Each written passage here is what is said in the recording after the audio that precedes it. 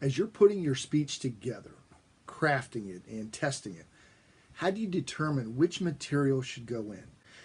What are the most important points to your audience? Well, the answer to those questions is the subject of this week's dose of public speaking medicine.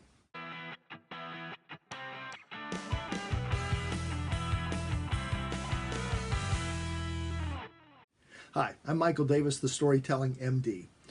One of the most important questions that I frequently get from clients is, how do I determine which material goes into my speech? How do I know what my audience wants? Well, this is a question that I struggled with for years. And I would labor over my speeches. I would try to determine which were the supporting points that the audience would want, which ones wouldn't go. And then I would go out and test. And this was a frustrating process because it took a long time.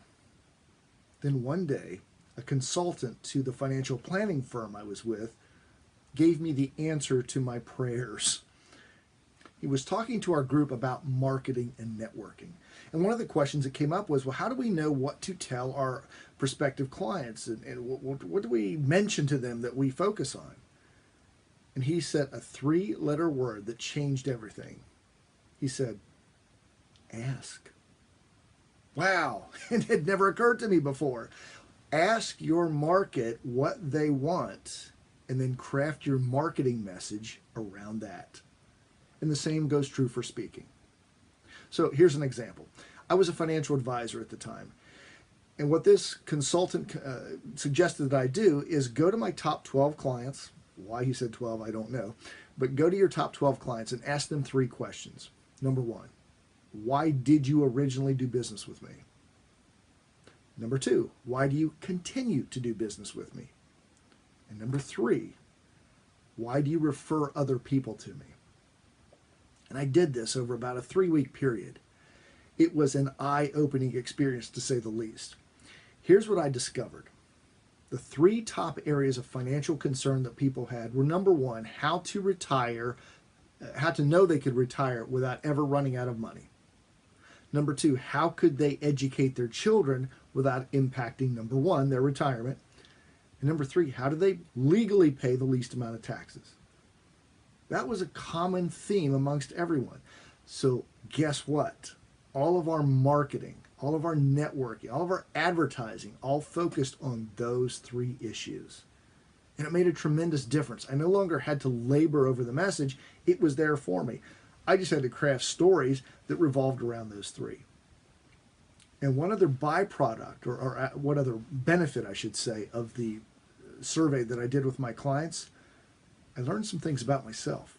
The one consistent answer that I got from people for the reason they continue to do business with me is because I'm a good listener. Now, that shocked me. In fact, my response to one of the people was, I wish you could tell that to my ex-wife. So it was eye-opening in that it changed the way that I planned. And it also was one of the reasons I got into coaching. So how do you determine what goes into your speech and what stays out? Well, let's start by what shouldn't you do. Stop laboring and guessing. Go to your clients. Go to your prospective market, anybody that you want to speak to, and ask them, what would you like to see in the next speech that is presented to your group? What have people said in the past that has worked? What would you like to avoid?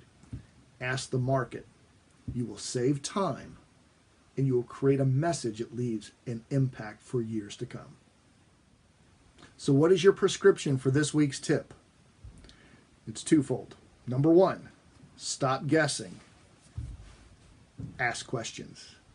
Ask your market what they want. They will tell you if you will take the time to listen.